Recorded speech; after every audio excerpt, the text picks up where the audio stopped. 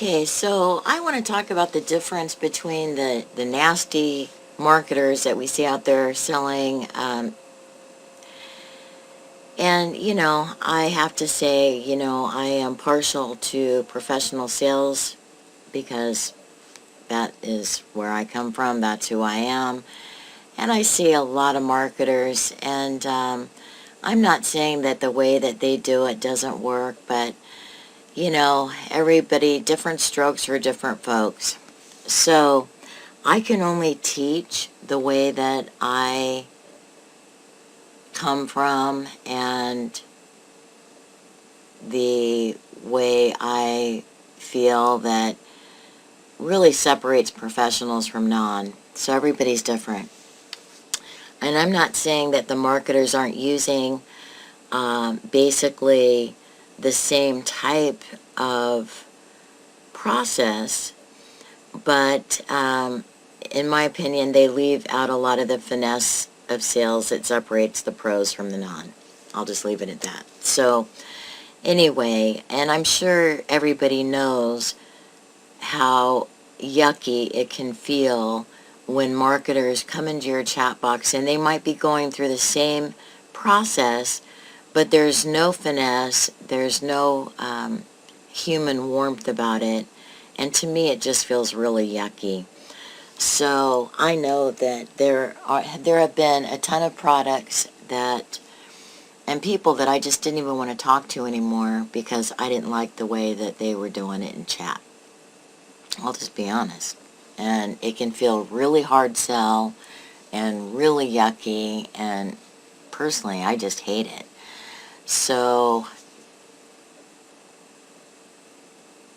but I'm not saying that if they do it the way they do it and they go through the numbers and they really don't care who just hits eject button, that it doesn't work. But they're really grinding and they're going through a lot of numbers because they don't care who hits the eject button, basically.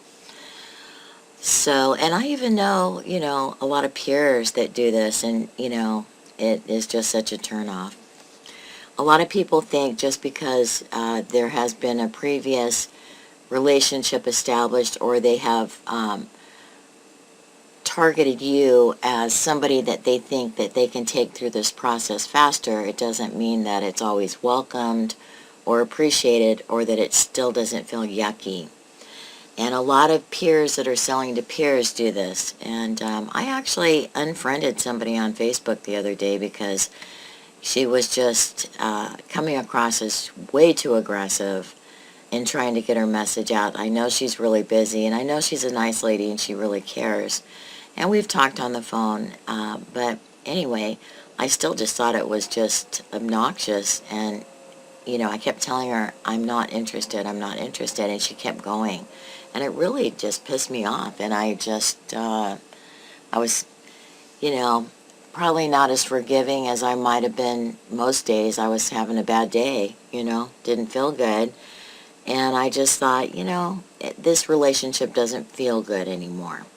So the reason that I teach professional sales is there's a finesse to it, and it's permission-based marketing where people don't feel yucky, and it's like Kim Claver, she and I come from the same world, and so it's a completely different way of talking to people and sharing ideas. And anyway, so basically, Kim is a great person to study because the way that she does this is just so beautiful and so non-obtrusive. She is just such a consummate professional, and I really highly recommend studying her stuff. But just to give you a broad overview, there are studies, sales is a profession, and there's studies that say it takes 7 to 13 touches to a sale. And so we take them through this process. And so basically, this process is we do prospecting and qualifying. And so, if you think about, let's take a group, for example. When you're getting people into a group, what you're actually doing is you're prospecting. okay, if your goal in the group is to ultimately sell your products and or services. And so let's say you get somebody, well, I'm going to go over the seven steps to a sale, okay? We qualify. Okay, so in sales we call it qualifying. In marketing they call it prospecting. Sales and marketing runs hand in hand, so step one can be prospecting and qualifying. Okay, so that's considered, we do that together. So for instance, well, I'll go through the 7 steps. So step 1, prospecting and qualifying. Step 2, the pre-approach. Step 3, the approach. Step 4, the presentation. Step 5, handling objections. Step 6, closing the sale. Step 7, following up.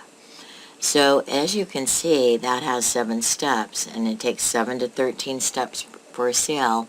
And if you think of yourself, you don't normally just pull out your credit card before those 7 steps have been accomplished with you.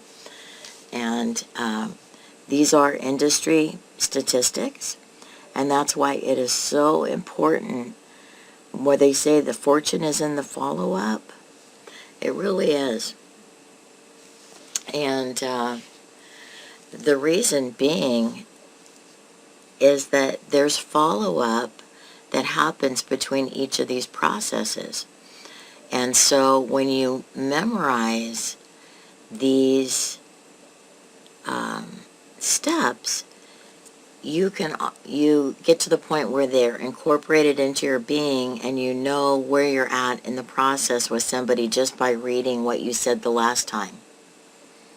If you're doing this in chat, or if you have a contact relationship manager database, depending on how you set yourself up to be organized, you know.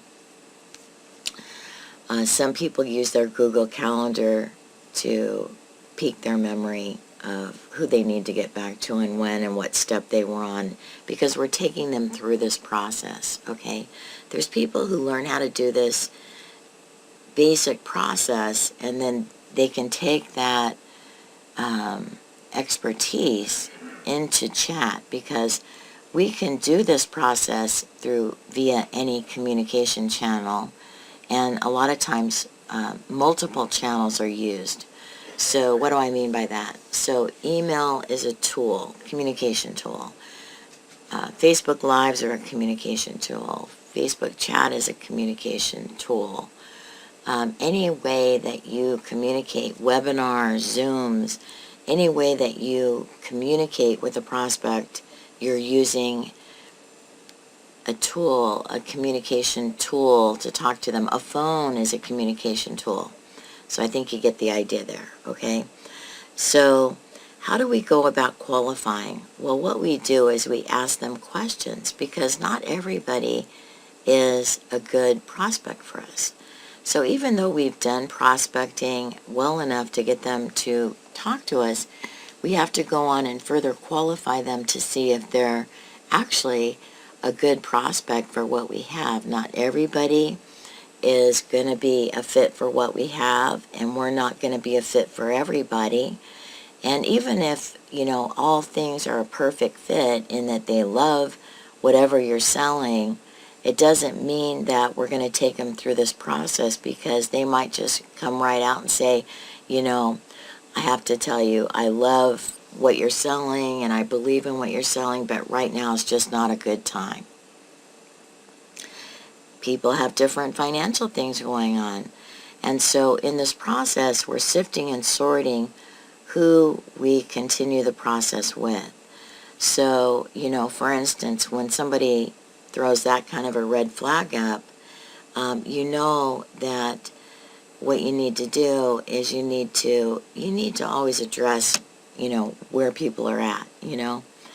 And so not everybody you talk to you're going to take through all these steps. So if somebody comes up, you know, with a thing like that, I mean, there's marketers that will continue to do their process, and even though somebody's saying, look, it's not a good time. And so, or, you know, I don't want to talk about this right now. And so professionals know not to waste their time and to go talk to somebody else to see if they're a good prospect, okay? So let's say somebody, you're qualifying them. So let's say the subject matter you've been talking to them about is a fast way to lose weight, or something for their health. You ask them qualifying questions that pertain to whatever prospecting marketing message. So it's called market message match. So for instance, if you've been talking on a Facebook Live about the benefits of using reds and greens for alkaline weight loss, then in your qualifying questions, you might want to ask questions that lead them down a path towards, we always start with the end in mind. And so, if you're taking that approach of alkaline weight loss, you might want to ask questions that pertain to a situation they might find themselves in where they're not letting go of weight as quickly as they used to, which we know might be because they're toxic and they are more acid, and that until they do some cleansing that, fast weight loss might not even happen. So you might want to ask questions like, have you found it harder to lose weight than it used to be for you? And most people will say, yeah, or they'll say, no, I don't find it harder. And then you can say, well, have you found that your energy when you go on a program, ask some questions about energy levels, other benefits of the benefits that your product has that it might fit, have you found yourself with less energy lately? Have you found yourself, when you're eating healthier, just sort of not feeling well, and so you find yourself going back to some old foods that are not on your plan? Do you need a plan that will help you to be able to let go of the pounds easier without suffering, without hunger? Do you find when you go on any kind of a, health or nutritional plan to lose that you are just not feeling well while you're doing it? Because a lot of people, when they switch diet to lose, they're eating healthier and they've been eating junk. They have a cleansing and they could feel yuck. And some people, just need a direction, so you might say, do you find that when somebody shares with you what worked for them, that's easy to do, that resulted in some, amazing letting go of, pounds, do you find that helpful when somebody can just say, this is what worked for me and it's so easy, let me show you? Do you find that that can be very helpful? So questions like that, or you can just say, do you mind if I ask, are you looking to lose right now any weight? And if they say yes, you can say, I'm more than happy to share with you what works for me. And then just take them straight into, that's a pre-approach. Okay? So now you have these questions, and depending how they respond, you know how you're going to continue in this process for these things. So if it gets to the point where somebody goes, yes, I'm interested in some more information, okay, you've done your prospecting and qualifying, you've done your pre-approach, and now you've done your approach, and now you're into a presentation. So there's different ways to do a presentation. Again, it's communication. It can be done via phone. It can be done via tools like recordings or webinars, videos that your company gives you. It can be done, in Zoom, face-to-face. So you need to get your presentation and get different methods of presenting together. People who do a webinar, and then people come to them maybe via email with questions or want to hop on the phone with them with questions. So there's a lot of ways to do presentations. Some of us rely on team leaders to do a presentation. That can be inviting to a sizzle call. That can be sending out SoundCloud recordings. It just depends what your company has. It can be your own personal presentation. It can be your story of exactly what you used in your product line and how you used it to get the results. How you lost 10 pounds. You used this, you did that and that and that, and your benefit was you lost the weight quickly and easily, and you can keep it really simple that way. And then there's something called handling objections. So after you do a presentation, there's something that we call a pre-close, okay? And a pre-close can just be well, let's get you going. And then they can go, oh, wait a minute. They'll either have more questions, means they're not done in understanding, so they're still in a sales process, and then you can address those questions, or, and basically what a pre-close is, it's a way to test them to see where they're at in the sales process. Some of them will say, okay, let's go. And then you know that you're closing the sale. But some will say, oh, wait a minute. And then you know that you're in your pre-closing stage. And so what a whoa, wait a minute means is it's not a no, it's a tell me more. But you have to find out what they need more of. So then you go back into questions, because we're communicating. We have to talk to humans. So if they do the whoa, you need to find out what their problem is. Now, a lot of people just throw out fake objections. Okay? I need to talk to my husband. Okay? It's not the time. I don't have the money. There's certain common objections that we run into in home-based business or in sales, okay? I need to talk to another. It's just not a good time. I'm going to try this other thing, or I'm doing this other thing, or, there's common objections. And so we learn how to overcome objections. And we can do this in a nice way. If it's done in chat too hard, it starts to feel like hard sell. And so I recommend that handling objections is done in a real personal way, because the more personal way it's done, I think you have a better chance of overcoming it in a soft way, or not losing it for later. But that's just my opinion. Okay, so in the process of overcoming these objections, you help people sometimes to realize that they're giving you fake brick wall, and they start to see the fallacy of their thinking, or they start to realize, and a lot of people, the minute they think that you're trying to sell them something and it's coming time to actually take out their card and purchase, they will come up with a whole bunch of these. So we learn how to overcome these objections in a way to continue moving them down a path as a counselor when we're doing the counseling sales type method of sales.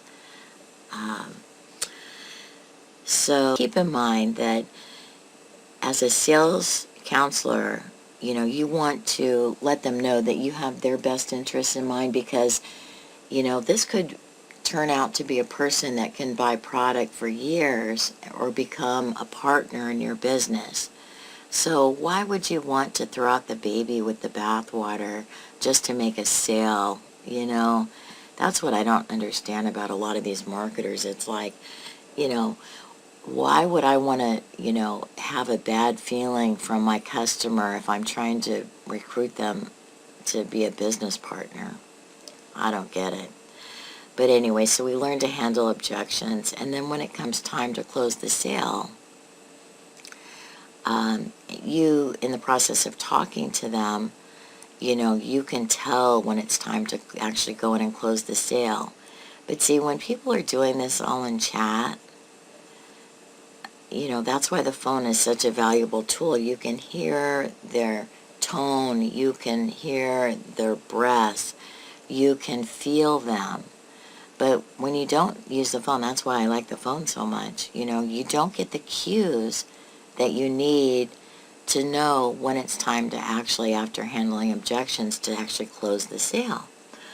Now, there are different methods of closing the sale, but again, one of the most simple ones that I've ever heard, and this came from a guy that sold a ton of water purifiers back in the day, became a millionaire, had a huge team, and he also comes from the world of investment. He was a licensed securities trader, and his favorite method is, okay, let's get you going.